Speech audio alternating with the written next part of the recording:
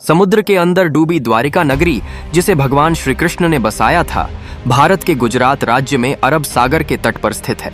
यह हिंदू धर्म के 4 धामों में से एक और सप्तपुरियों में शामिल पवित्र स्थल है। पौराणिक मान्यताओं और पुरातात्विक खोजों के आधार पर द्वारिका नगरी के समुद्र में डूबने और इसके अवशेषों के दर्शन से जुड़े कुछ प्रमुख विवरण निम्नलिखित हैं। पौराणिक पृष्ठभूमि स्थापना।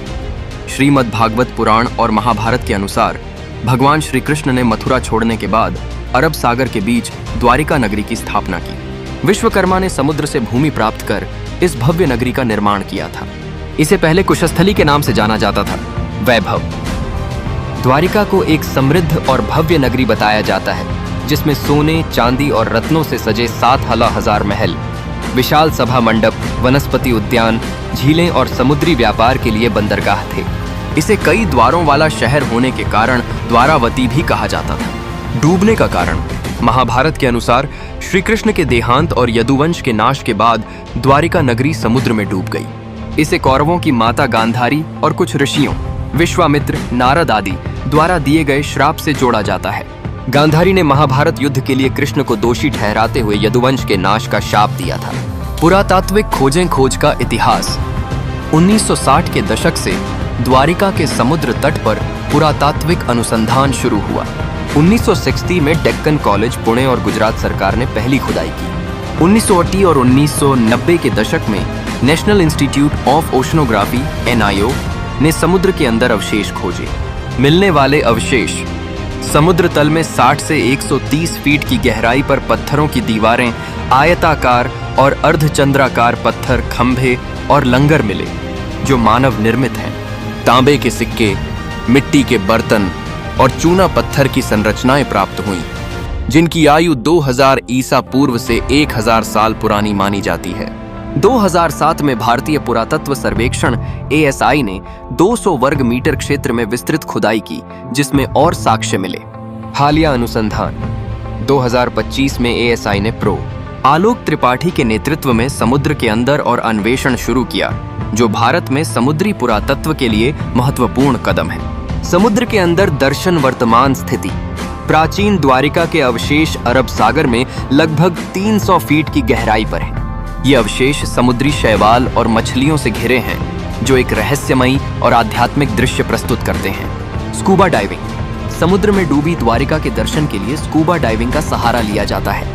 प्रशिक्षित गोताखोरों की मदद से तीर्थयात्री और पर्यटक अशी से 60 फीट गहराई तक जाकर अवशेष देख सकते हैं। इनमें विशाल द्वार, स्तंभ और प्राचीन प्रतिमाओं के अवशेष शामिल हैं। गुजरात सरकार की योजना। गुजरात सरकार और मझगांव डॉकयार्ड के बीच एक समझौता हुआ है, जिसके तहत एक विशेष पनडुब्बी तैयार की जाएगी। यह पनडुब्बी 24 यात्रियों को 300 फीट गहराई तक ले जाकर द्वारिका के अवशेषों के दर्शन कराएगी। यह परियोजना अंडर वाटर टूरिज्म को बढ़ावा देगी। दर्शन का अनुभव।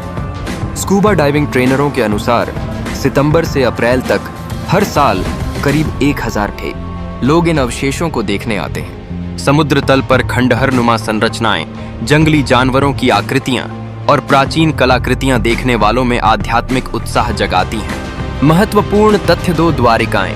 वर्तमान में द्वारिका 2 हिस्सों में है। गोमती द्वारिका, मुख्य धाम, जहां द्वारकाधीश मंदिर है, और बेट द्वारिका, पुरी, जो समुद्र मार्ग से पहुंची जाती है। वैज्ञानिक विवाद। कुछ वैज्ञानिक मानते हैं कि समुद्र में मिले अवशेष मध्यकालीन बंदरगाह के हो सकते हैं, क्योंकि कुछ पत्थरों पर 12वीं शताब्दी की गुजराती लिपि मिली है। हालांकि पुरातत्वविदों का एक बड़ा समूह इन्हें श्री कृष्ण की द्वारिका से जोड़ता है। समुद्र स्तर का उतार चढ़ाव। वैज्ञानिकों ने पिछले 15,000 साल के समुद्र स्तर की जांच की। 3,500 साल पहले समुद्र का स्तर वर्तमान स्तर तक पहुंचा, जिस समय द्वारिका डूब सकती थी। सावधानियां और चुनौतियां। समुद्र की गहराई और तकनीकी सीमाओं के कारण पूर्ण खुदाई संभव नहीं हो पाई है।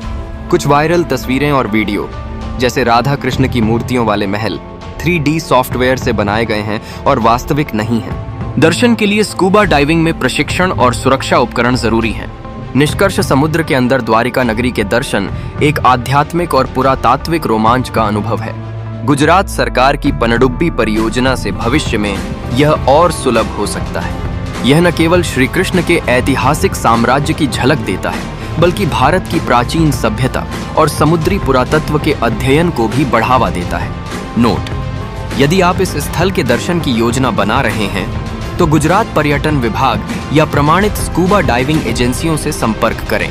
साथ ही किसी भी वायरल सामग्री की सत्यता जांच लें। दोस्तों, हमें आपकी प्रतिक्रिया का इंतजार है। इस वीडियो को देखकर आपको कैसा लगा? कृपया कमेंट में बताएं। अगर वीडियो पसंद आया हो तो इसे लाइक करें और अपने दोस्तों के साथ शेयर करें। आपकी समर्थन से हमें प्रेरणा मिलती है। साथ ही हमारे चैनल को सब्सक्राइब करना न भूलें। जय द्वारकाधीश, जय श्री कृष्ण।